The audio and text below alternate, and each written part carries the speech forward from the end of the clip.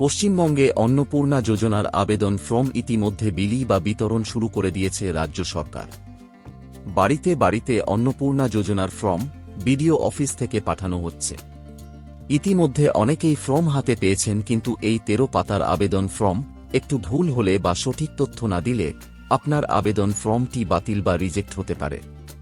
তাই সঠিক তথ্য এবং সঠিক পদ্ধতিতে অন্নপূর্ণা যোজনার ফর্ম কিভাবে ফিল আপ করবেন সেটাই দেখাবো এই ভিডিওতে। প্রথমে পশ্চিমবঙ্গ সরকারের অফিসিয়াল অন্নপূর্ণা পোর্টাল আসবেন। পোর্টালের লিঙ্ক ভিডিও ডিসক্রিপশনে দেওয়া আছে, লিঙ্কে ক্লিক করে ডাইরেক্ট এই পোর্টালে আসতে পারবেন। পোর্টালে আসার পর আগে 13 পাতার বাংলা ভার্সন অন্নপূর্ণা যোজনার অ্যাপ্লিকেশন ফর্ম ডাউনলোড করে নেবেন। তারপর ফর্ম ফিল আপ শুরু করবেন। ফর্ম ফিল আপ শুরু করার আগে এর ঠিক নিচেই একটা খুব গুরুত্বপূর্ণ প্যারাগ্রাফ বা নির্দেশিকা দেওয়া আছে, যেখানে পরিষ্কার বলা হয়েছে যে এই ফর্মের প্রতিটি সেকশনে নির্দিষ্ট কিছু ঘর, টিক চিহ্ন দেওয়ার জায়গা এবং প্রয়োজনীয় নির্দেশনাবলী দেওয়া রয়েছে। এই ফর্মটি আবেদনকারী এবং ভেরিফাইং অফিসার উভয়ের সুবিধার্থেই খুব স্পষ্ট করে তৈরি করা হয়েছে এবং ফর্মে থাকা প্রতিটি কলাম বা ঘর পূরণ করা কিন্তু একদম বাধ্যতামূলক, অর্থাৎ কোনো ঘর ফাঁকা রাখা যাবে না। এবার ফর্মের ভেতরে আসা যাক। ফর্মের শুরুতেই আছে পারিবারিক পরিচয় বিভাগ।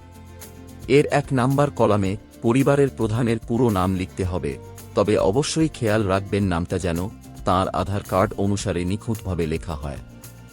পরিবারের প্রধানের নাম লেখার পর 2 নাম্বার কলামে তাঁর জন্ম তারিখ বা ডেট অফ বার্থ লিখবেন, যেখানে প্রথমে দিন, তারপর মাস এবং শেষে বছর এই ফরম্যাটে লিখতে হবে।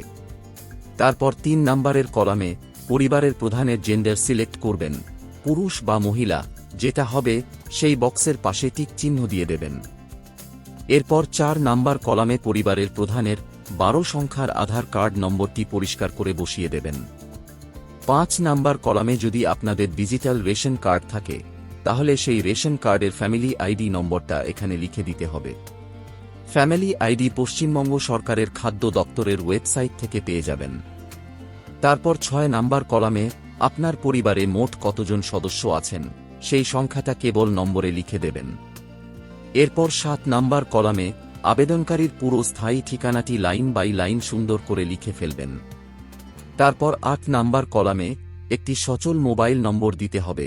চেষ্টা করবেন পরিবারের প্রধানের আধার কার্ডের সাথে যে মোবাইল নম্বরটি লিঙ্ক করা আছে সেটাই এখানে দেওয়ার। 9 নাম্বার কলামে পরিবারের বাকি সদস্যদের ডিটেইলস ভরতে হবে। এখানে পরিবারের প্রধানের নাম লিখবেন এবং তিনি যদি অন্নপূর্ণা যোজনায় আবেদন করতে চাই তাহলে এখানে টিক মার্ক দেবেন। তারপর এখানে মেম্বার 1, মেম্বার 2 করে পর পর জায়গা দেওয়া আছে, যেখানে পরিবারের প্রত্যেক সদস্যের নাম, জন্ম তারিখ, জেন্ডার, পরিবারের প্রধানের সাথে তার সম্পর্ক এবং আধার নম্বর লিখে দিতে হবে। আর ডান দিকের বক্সে তারা অন্নপূর্ণা যোজনার সুবিধা পেতে চান কিনা তার জন্য হ্যাঁ বক্সে টিক দেবেন। তবে 5 বছরের নিচের বাচ্চাদের যদি আধার কার্ড না থাকে তবে আধার নম্বরের জায়গায় এনে লিখে দিতে পারেন। তবে আমার মনে হয় একটা পরিবারে একজনেই এই প্রকল্পের সুবিধা পাবে, তাই আপনার পরিবারের একজনকে সিলেক্ট করবেন। এরপর 10 নাম্বার কলামে ব্যাংক অ্যাকাউন্টের বিবরণ দিতে হবে। এখানে পরিবারের প্রধানের ব্যাংকের নাম লিখবেন, তারপর এখানে ব্যাংক অ্যাকাউন্ট নম্বর লিখবেন এবং এখানে আইএফএসসি কোড লিখবেন। তারপর একইভাবে পরিবারের বাকি সমস্ত প্রাপ্তবয়স্ক সদস্য যাদের অ্যাকাউন্টে টাকা আসবে তাদের ব্যাংকের নাম, অ্যাকাউন্ট নম্বর এবং আইএফএসসি কোডটি খুব সাবধানে বসাবেন। মনে রাখবেন অ্যাকাউন্টগুলো যেন অবশ্যই আধার লিঙ্ক এবং ডিবিটি লিঙ্ক থাকে। 11 নাম্বার কলামে ভোটার কার্ড বা এপিক নম্বর দিতে হবে। এখানে পরিবারের প্রধানের ভোটার কার্ড নম্বর লিখবেন এবং এখানে বিধানসভা কেন্দ্র অর্থাৎ এসি এবং পার্ট নম্বরটাও এখানে লিখতে হবে। তারপর একইভাবে বাকি সব প্রাপ্তবয়স্ক সদস্যদের ভোটার কার্ড নম্বরের পাশাপাশি তাদের বিধানসভা কেন্দ্র অর্থাৎ এসি এবং পার্ট নম্বরটাও এখানে লিখতে হবে। 12 নাম্বার কলামে রয়েছে বিভাগ বা ক্যাটাগরি। আপনার পরিবার যে ক্যাটাগরির অন্তর্গত, যেমন জেনারেল, এসসি, এসটি বা ওবিসি, তার পাশের বক্সে টিক চিহ্ন দিয়ে দেবেন এবং প্রয়োজনীয় সার্টিফিকেট সাথে যুক্ত করবেন। এরপর চলে আসব বিভাগ অর্থাৎ রেশন কার্ড বা ফুড সাবসিডি অপশনে। আপনার কাছে ডিজিটাল রেশন কার্ড থাকলে হ্যাঁ বক্সে টিক দেবেন, না থাকলে না বক্সে টিক দেবেন। যদি হ্যাঁ করেন তবে আপনার কার্ডটি কোন টাইপের, যেমন এওয়াই, পিএইচএইচ নাকি আরকেএসওয়াই, সেটা এখানে সিলেক্ট করতে হবে। তারপর 3 নম্বর কলামে বলছে আপনার পরিবার রেশন দোকান থেকে প্রতি মাসে রেশন তুলছে কিনা, তা হ্যাঁ অথবা না বক্সে টিক দিয়ে জানিয়ে দেবেন। এবার আসি বিভাগ বা সম্পত্তির বিবরণীতে। প্রথমে আপনার বাড়িতে 3টি বা তার বেশি পাকা রুম আছে কিনা তা টিক দিয়ে জানান। তারপর পরিবারের নিজস্ব কোনো জমি আছে কিনা তা হ্যাঁ অথবা না বক্সে টিক দিন। যদি জমি থাকে তবে মোট জমির পরিমাণ শতকে কত তা এখানে লিখবেন এবং সাথে জমির পর্চা বা দলিল দিতে হবে। আর পরিবারের কোনো সদস্যের নামে 4 চাকার গাড়ি থাকলে তা উল্লেখ করুন, যেমন জিপস, ট্র্যাক্টর সহ। তারপর বিভাগ 5 নম্বর কলামে পরিবারের কোনো স্বাস্থ্য বীমা বা হেলথ ইন্স্যুরেন্স আছে কিনা, থাকলে সরকারি না বেসরকারি এবং তার প্রিমিয়াম কত তা মেম্বার ওয়াইজ সমস্ত মেম্বারের তো লিখে দিন। এরপর বিভাগ তে আয় এবং পেশা নিয়ে জানতে চাওয়া হয়েছে। এখানে প্রথমে পরিবারের কেউ ইনকাম ট্যাক্স বা প্রফেশনাল ট্যাক্স দেন কিনা তা হ্যাঁ অথবা না বক্সে টিক মার্ক দিয়ে জানান। তবে মনে রাখবেন ইনকাম ট্যাক্স প্রদান করলে এই যোজনার টাকা পাবেন না। তারপর এখানে পরিবারের মেম্বারের প্যান কার্ড থাকলে হ্যাঁ বক্সে টিক মার্ক দেবেন। তারপর এখানে প্রত্যেকের নাম ও প্যান নম্বর লিখবেন। তারপর বিভাগের 3 নম্বর কলামে পরিবারের প্রতিটি সদস্য কী ধরনের কাজ করেন তা এখানে উল্লেখ করতে হবে, যেমন সরকারি চাকরি, প্রাইভেট চাকরি, ব্যবসা, দিনমজুর বা বেকার, সেটি পাশের বক্সে টিক দিয়ে বেছে নিন। এরপর আপনার পরিবারের কতজন প্রাপ্তবয়স্ক সদস্য শিক্ষিত আর কতজন অশিক্ষিত তার ডিটেলস এখানে দিতে হবে। কতজন শিক্ষিত তা এখানে লিখবেন এবং কতজন অশিক্ষিত তা এখানে লিখবেন। তারপর এখানে পরিবারের প্রধান শিক্ষিত না অশিক্ষিত তা উল্লেখ করবেন। একইভাবে বাকি সদস্যদের সর্বোচ্চ শিক্ষাগত যোগ্যতাও লিখে দিতে হবে। তারপর বিভাগের 5 নাম্বার কলামে পরিবারের কেউ কোনো সাংবিধানিক পদে আছেন কিনা তা এখানে উল্লেখ করবেন। তারপর এখানে সরকারি পেনশনার হলে হ্যাঁ সিলেক্ট করবেন এবং তার ডিটেলস উল্লেখ করবেন। তারপর এখানে পরিবারের কোনো মেম্বার জিএসটি রেজিস্টার্ড কিনা সেটা হ্যাঁ অথবা না বক্সে টিক দিয়ে জানাবেন। তারপর 8 নম্বর কলামে পরিবারের মোট বার্ষিক আয় কত তা অঙ্কে লিখে দেবেন। এবার অন্যান্য পরিচয় নথি বিভাগে আসবেন।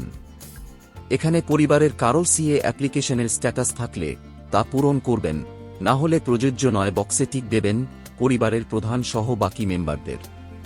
তারপর এখানে বলছে পরিবারের প্রধান সহ বাকি মেম্বারদের কিষাণ ক্রেডিট কার্ড বা স্টুডেন্ট ক্রেডিট কার্ডের মতো কোনো কার্ড থাকলে তার আইডি নম্বর ও ইস্যুর তারিখ লিখবেন। তারপর 3 নাম্বার এসআইআর কলামে আসবেন। এখানে এসআইআর 2026 এ নাম ডিলিট হওয়ার কারণে ট্রাইব্যুনালে কোনো কেস পেন্ডিং আছে কিনা তা মেম্বার ওয়াইজ সমস্ত মেম্বারের তথ্য উল্লেখ করবেন। এরপর বিভাগ চেয়ে সামাজিক মর্যাদা এবং নির্ভরশীল ব্যক্তিগণ সেকশনে আসবেন।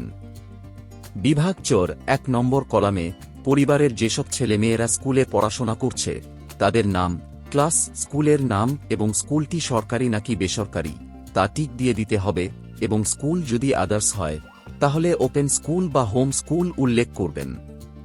তারপর 2 নম্বর কলামে ছোট বাচ্চাদের ভ্যাকসিনেশন বা টিকাকরণের স্ট্যাটাস হ্যাঁ অথবা না বক্সে টিক দিয়ে জানাতে হবে এবং হ্যাঁ অপশনে টিক দিলে টিকাকরণের কার্ড দিতে হবে। একইভাবে সমস্ত বাচ্চার টিকাকরণের ডিটেলস দিতে হবে। তারপর বিভাগ বা সরকারি প্রকল্প বিভাগে আসবেন। এখানে পরিবারের প্রধান সহ বাকি মেম্বাররা যদি আগে থেকে কেউ কোনো সরকারি স্কিমের সুবিধা ডিবিটি মারফত সরাসরি টাকা পাচ্ছেন কিনা তা মেম্বার ওয়াইজ হ্যাঁ অথবা না সিলেক্ট করবেন এবং এখানে সেই স্কিমের নামগুলো নিচে লিখে দিতে হবে। তারপর একদম নিচে ঘোষণা এবং সম্মতি বিভাগে আসবেন। এখানে আপনি ঘোষণা করছেন যে ফর্মে দেওয়া সমস্ত তথ্য সঠিক। তারপর সম্মতি বক্সটিতে টিক দিয়ে দেবেন এবং তারপর ডান দিকের ফাঁকা জায়গায় আবেদনকারী নিজের সই বা টিপছাপ দিয়ে দেবেন। ব্যাস, এভাবেই খুব সহজে অন্নপূর্ণা যোজনার ফর্মটি আপনারা ফিল আপ করে জমা দিতে পারবেন। এছাড়া নিচের এই অংশটা সম্পূর্ণ ফাঁকা রেখে দেবেন, কারণ এটা অফিস ব্যবহারের জন্য। ভেরিফিকেশন অফিসার আপনার ডিটেলস ভেরিফাই করে এই কপিটা হয়তো আপনাকে দেওয়া হতে পারে। আশা করি এই ভিডিওটির মাধ্যমে আপনাদের অন্নপূর্ণা যোজনার ফর্ম ফিল আপ কিভাবে করবেন সেই সম্পর্কে পরিষ্কারভাবে বোঝাতে পেরেছি। যদি আপনারা আরও কিছু জানতে চান বা কোনো প্রশ্ন থাকে তাহলে নিচে কমেন্ট বক্সে কমেন্ট করতে ভুলবেন না। ভিডিওটি যদি ভালো লেগে থাকে তাহলে লাইক, শেয়ার এবং চ্যানেলকে সাবস্ক্রাইব করতে ভুলবেন না। এই ভিডিওটি এতক্ষণ দেখার জন্য আপনাকে অসংখ্য ধন্যবাদ।